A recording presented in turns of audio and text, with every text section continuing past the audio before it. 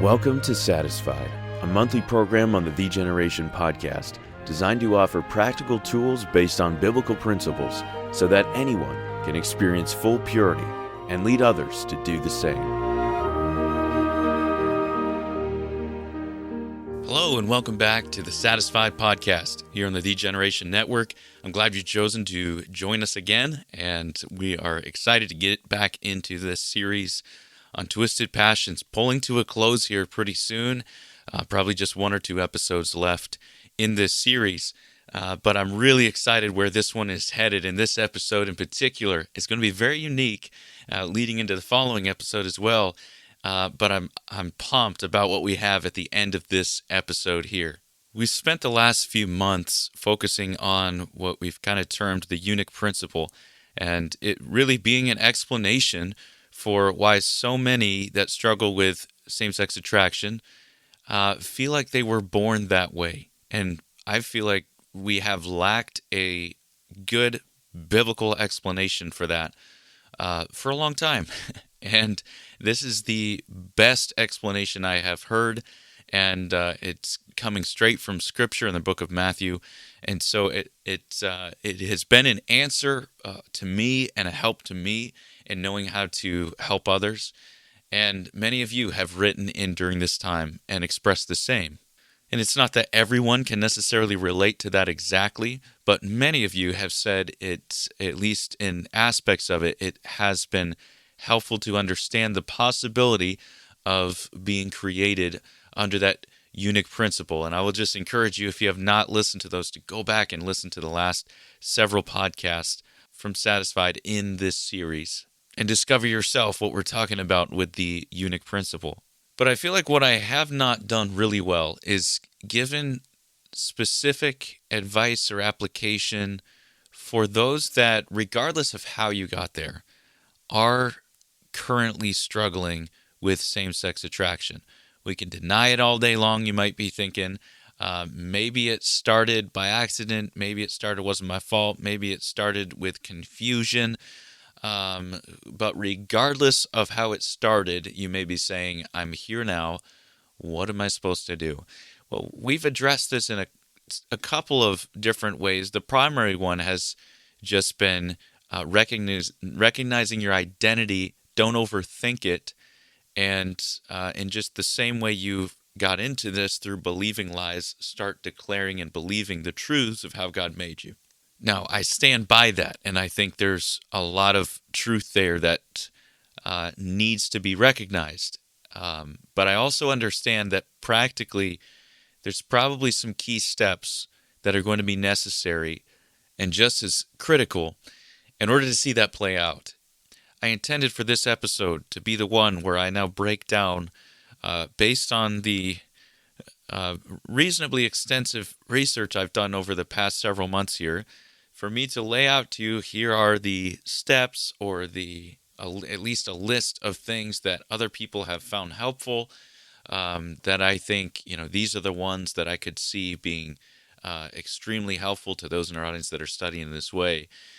That was kind of my goal, but as I was preparing this episode, I was struck with a different need. And that's because I think this was such a critical need in my own life, in my own purity journey. And I feel like maybe those, especially with same-sex attraction, are being deprived of this benefit that is biblical and that I want to present to you right now. It is not something foreign to the podcast here. We've discussed this, so it's been some time, but we certainly have covered this multiple times on the podcast, so it's nothing new. But I want to remind us of this principle from Scripture and see how it applies in this case and let you know why my plans changed for the way to end this series. And in doing so, I want to take you back to one of the foundational passages that we've discussed several times here on the Satisfied podcast, but also a foundational passage in my own heart and was crucial at the beginning of my purity journey. That's, of course, Ecclesiastes chapter 4. I know we've been there many times, but I think we need to go there again. Ecclesiastes chapter 4, and we'll begin reading in verse number 9. It says, 2 are better than one, because they have a good reward for their labor. For if they fall, the one will lift up his fellow. But woe to him that is alone when he falleth, for he hath not another to help him up. Again, if two lie together, then they have heat. But how can one be warm alone? And if one prevail against him, two shall withstand him, and a threefold cord is not quickly broken. Now, one of the things I have read and heard the most from those struggling with SSA is the incredible lonely feeling that haunts you all the time. Feeling like you're in such a minority struggling this way, or just that you don't have someone that you can be open with, or at least not someone that can relate to you. And so there's incredible loneliness, and loneliness is the very thing that Ecclesiastes 4, 9 through 12 here is warning against. Specifically, being alone in temptation, being alone when you fall, is the warning in verse number 10. Now, it was reading this passage at the beginning of my purity journey as the Lord was working in my heart, and specifically seeing the illustration here given, the picture of a threefold cord, as that aspect of personal discipleship or accountability that is going to be critical for someone to be helped in this battle that they're facing. In order for them to be helped up in verse 10, then the picture of that help, that relationship with the partner, is referred to as a threefold cord. And again, as we've looked at this before, if you break down that illustration, you look at a threefold cord, it's not one of the strands of the cord that's super strong and is pulling the others up to where it's at. And that is generally the view of discipleship that we have. It's a problem, especially when it comes to things like purity and whether it's SSA or not, because what we tend to do is wait for somebody who's been where we're at, or been where we have been. They've been at rock bottom in the throngs of a sexual addiction, but now they're standing at a point of complete victory and can tell us exactly what to do, and in essence, allow their strength to pull us up to where they're at. That's a very common picture of discipleship, and there's a place, again, for mentorship, but the picture here is of something quite entirely different. A threefold cord is three strands of the cord that are indefinitely woven together, each one of them both depending on the others and contributing to the overall strength of the cord. This picture is of something I would simply call mutual discipleship. This is not one strong one pulling the others up, but it's every member of the cord contributing and depending on the group for its strength. So in order for this threefold cord to work, though, a couple things have to be true. Number one, we've got to realize that the integrity of each strand of the cord is critical. The integrity. In other words, you've got to take responsibility still for your own actions. You're not coming into the group to mooch off of everyone else and just to feed off of their victory while you wallow in your own defeat and hope it averages out. That's not the idea. So the integrity of each cord is critical. And I would also say that there is something very special about a young man or young woman who's struggling in this area, who can't find an exact answer from anyone else, any book, any podcast, any preacher, and no one else that they can listen to or hear or read on exactly speaks to where they're at, and they're thinking, man, am I just the odd one out? And then you, in personal responsibility and in personal search, almost maverick style, feeling like you're blazing your own trail through Scripture, have to wrestle with God yourself, and He gives you truths that no one else can. There's something so special about that when God speaks specifically to you right where you're at. I realized that soon after all of these truths that God was giving me. Many of them were helpful to other people, but I realized that they can't skip that step of hearing from God themselves. That was just as crucial as any one truth or verse that God gave me at the time. So don't skip that. Your own integrity and your own journey is so important in order for this cord to work at all. That search for Christ that promises to end in finding Him if you search for Him with all your heart. So the integrity of each strand of the cord is critical, but the strength of each cord is mutual. It goes both ways. Before we had the cord app, we were using other apps to try to facilitate this daily accountability. And unfortunately, the way it was laid out at the time, as the Lord began to grow our ministry from the beginning, I was forced to be involved in pretty much every accountability group that was stemming out from our ministry, just the way it was, and definitely was not practical or ideal.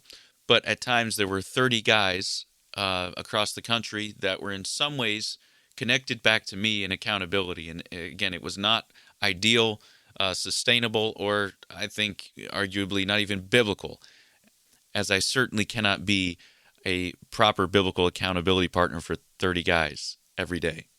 However, in that time, it was frequent to have the men reach out and say something like, "Ryan, you have no idea how much this accountability has been helpful. This is completely changing the way I think through the day, and it's rewiring my mind, and I love this, and thank you so much for being a part of this victory." And I would always respond with, "You don't understand. This accountability is mutual, and your victory that you're so thankful for is 33% of my own in our threefold cord." So what do we mean by that? What's so powerful about this mutual idea of keeping each other accountable and contributing to each other and sharing verses to encourage each other instead of just it all being one way? Well, I think a big part of it is the power of outflow. As laid out for the New Testament plan for Christianity, this idea of discipleship and disciples discipling others is just the way God intended this to work. It is the picture of the church and how all of our discipleship should be happening, to be honest. When you do not have mutual discipleship, you really cannot have consistent outflow. Mutual discipleship is really the only way to give consistent outflow to a growing Christian. Whereas otherwise, you're normally reserving that outflow to a point when someone has reached a certain status or level within the church. But I would argue, based on this passage and others, that outflow is one of the key steps to progress and grow in our Christian life. So why is this something that we're bringing up today in this particular series? Well, in this area of same-sex attraction, I would understand why it'd be difficult to find outflow. I do believe it's just as necessary and biblical, and that God will provide opportunities to do this in a way that's appropriate and helpful both to you and others.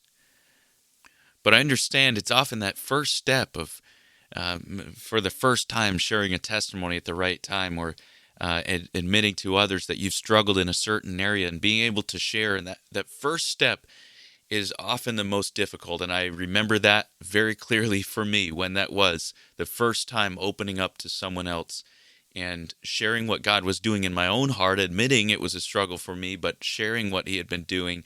But that was so powerful for me. And I don't want to deprive you all struggling with same-sex attraction from the same opportunities that I do believe is biblical.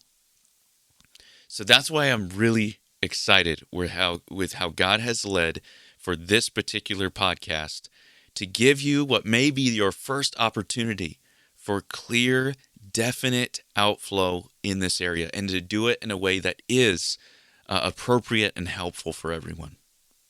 Now, to explain what we're going to do, I have to tell you a story.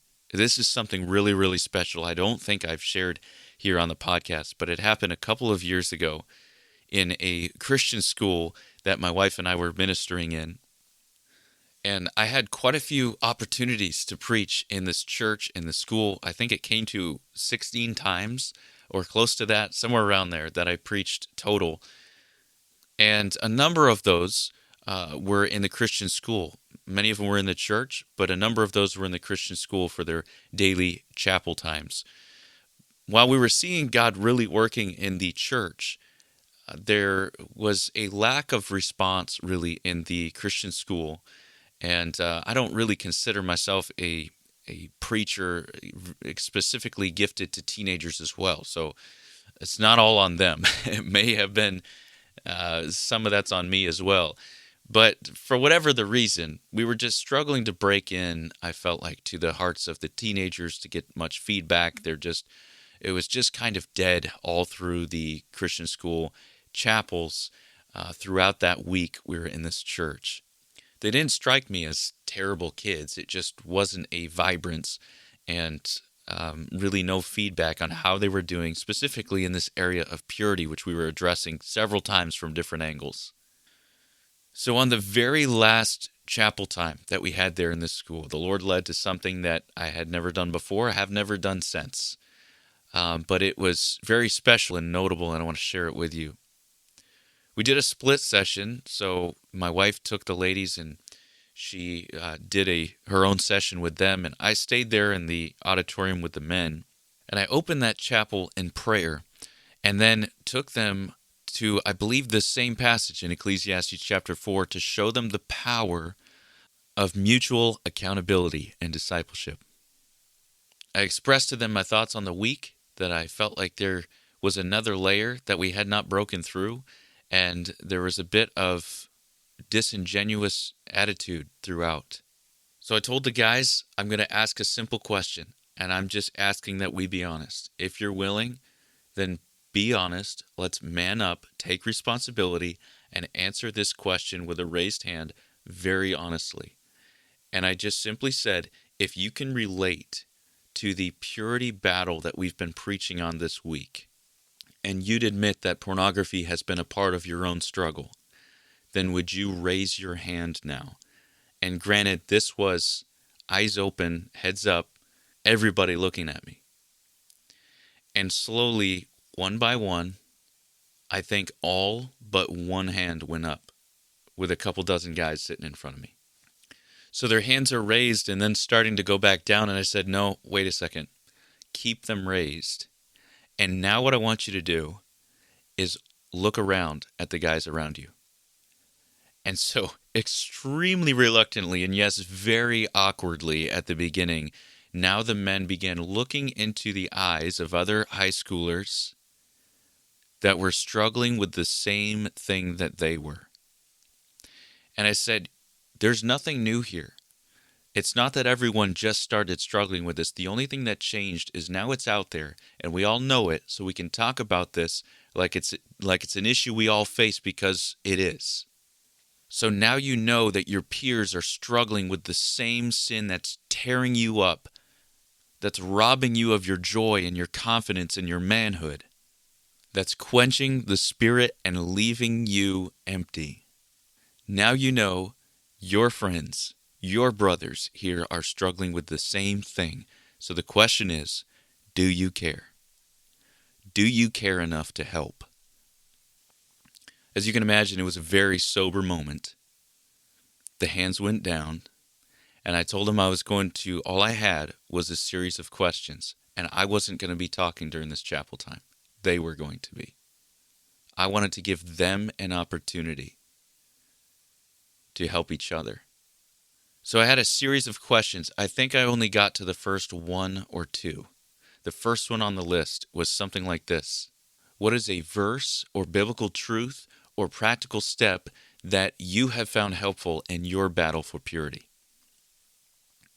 And one after another, each one of these guys, without hesitation, these are the same guys that I couldn't get to finish John 3:16 through the week and to contribute at all. Now these guys, I'm completely hands off, and they are just turning and looking at each other. And the first one says something like, guys, I found it really helpful not to be idle. Find things to keep you busy. Boom. There it is. Shares it. Guys are saying, oh yeah, that's good. Here's something I found. How someone responds, here's a verse that's been helpful to me, guys. Someone else responds, hey, here's something my dad told me that might be a help to you all. And it went on for the rest of the chapel hour. I hardly said another word the whole time. I just moderated and allowed these guys to disciple each other. Well, you say, which of those guys actually had victory that's sharing those things? And I would say, from the sounds of it, all of them had a piece of it. And when they're sharing it together, there were dots being connected that were meant to be connected through discipleship of believers. God had already been working in their individual hearts as they began to share what God had been doing. It was a taste of corporate revival there is what it was. And it didn't end with that chapel hour. I closed down, prayed, dismissed them back to their classes, and I'm not joking, no one moved. I eventually walked back to talk with the pastor, and he and I were discussing just how things had gone. And then we finally looked up at the front and noticed a circle of guys that had formed there. And I didn't think much of it, didn't know what they were talking about, what was going on. But one of them told me later, one of the seniors. And he said, Ryan, we sat there and nobody really knew what to do after we had just experienced that in the chapel hour. But he said, we eventually just formed a circle. He said, no one called the meeting. It wasn't anyone's idea. We just all ended up there standing around in a circle facing each other in silence. And someone finally broke the silence and just said, all right, guys, what are we going to do about this? What are we going to do? And the idea was given of a Bible study. And those guys, to my understanding, because they would reach out to me occasionally to ask for another passage to work through the end of the year, kept that Bible study on a weekly or whatever regular basis they were doing it. That, my friends, is a picture of what the church is supposed to look like. That's what Christian friends and brothers do. That is mutual discipleship, the threefold cord. And because I believe this is just as critical for those struggling with same-sex attraction, I want to help you with the first step by giving you a voice to share with others.